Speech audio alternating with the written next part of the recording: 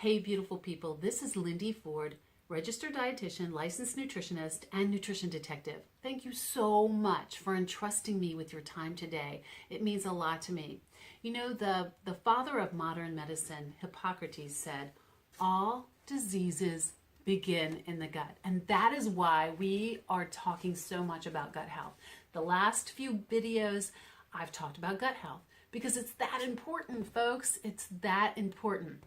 And we talked about mood, we talked about weight control, things we never knew 10 years ago about the gut and how important it was. And we knew kind of that it had a lot to do with our immunity, that it keeps us from getting sick as often. So that's important too. So you might be thinking right now, okay, Lindy, sign me up. I get it. And I know that I feel that way too. I feel like, I want to optimize my gut, but how do I do that? Well, I actually kind of stole these titles from Dr. Amy Myers, MD, out of Texas. She's a functional nutritionist who has talked extensively on the gut and actually made it kind of my own. I've made the information my own, but I love her titles because she uses all R's. And it's remove, restore, and re-inoculate, and repair. Today we're just going to talk about removing some of the bad things so that we can lay the foundation and the landscape for including all the good things that we want to do for our gut. But we have to remove the bad before we include the good. So what are the things that we want to remove? So first thing, and I know you probably realize this and know this, but it's what we all, or most of us, not everybody, but many of us love to consume, and that is processed food.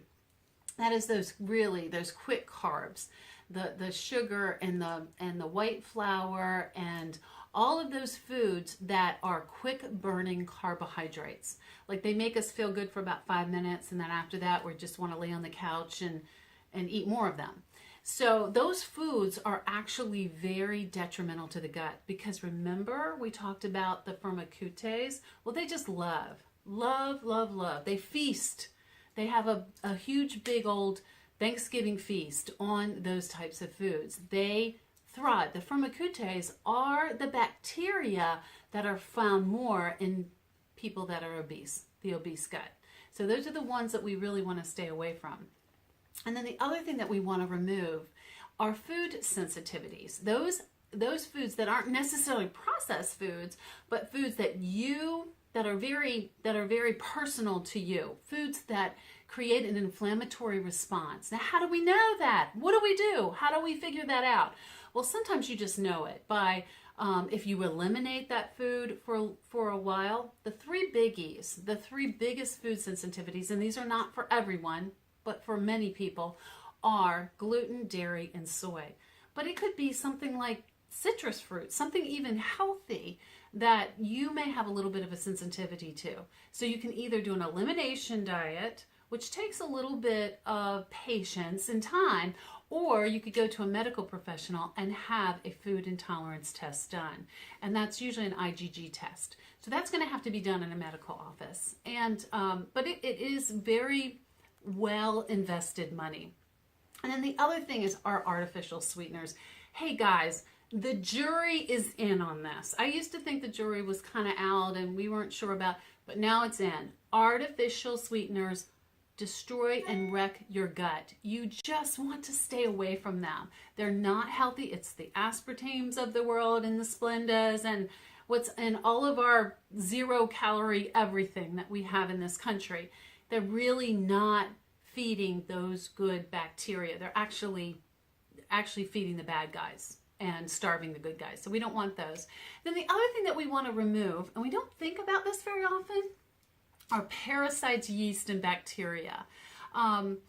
Those are things that, again, you're going to have to get tested, and usually a stool analysis is a great way to test for those because there could be something in your gut that is a foreign invader, like a parasite that you really don't know about, and you could be, experiencing a lot of difficulty in your gut because of that. So you have to remove those. You have to take those out of the picture before you restore your gut. And the other thing is stress. Okay, we're not going to remove stress altogether until we're pushing up daisies. That's just the bottom line. We're not going to remove stress. but it's how we handle stress. I think the best way for me to handle it is through prayer. It's just, I know that I have someone who is bigger than me, who can handle things in my life a lot better than I can. So that's the way I handle stress. But just find ways that you can handle stress, not overscheduling yourself, not getting around toxic people, the whole handling stress kind of stuff. You've got to reduce stress, because stress sets you up to have suboptimal gut health. Then the other thing too is, a lot of times we can't remove altogether this category, but we can reduce it greatly. And that is over-the-counter and prescription drugs. What we don't know, folks, and what we're not being told, is that these drugs are actually wrecking our intestinal flora and not giving us optimal health. And those include, and we're actually trying to treat things with these drugs, and we're actually creating a bigger problem in the long run. So those are especially the proton pump inhibitors like Nexium, Prilosec. Those type of GERD or reflux type drugs are wrecking our guts and really causing a lot of absorption issues. We can't absorb a lot of the minerals that we're taking in, and we get anemic, and we're magnesium deficient, and a lot of bad things. Then the other ones are antibiotics. I would only take an antibiotic if you absolutely have to take it, and always take a probiotic along with the antibiotic, because they just wreck that good flora very, very quickly, and it takes a long time to recover from that. Birth control pills, as well as NSAIDs like ibuprofen and naproxen. We have to be that's Aleve, that's the name for Aleve. So we have to be so careful with those kinds of drugs. I've had people come into my office all the time that say, I've been on those drugs for 15 or 20 years, and it takes a long time to recover from that. So we went over what to remove, and the next time what we're going to do, so please stay tuned, please, please, please come back and stay tuned. The next time we're going to go over restore, reinoculate, and repair. You're not going to miss that. You're not going to want to miss that.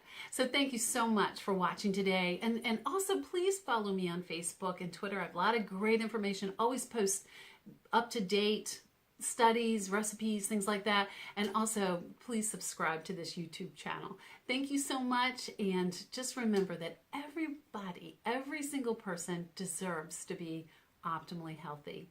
Thanks.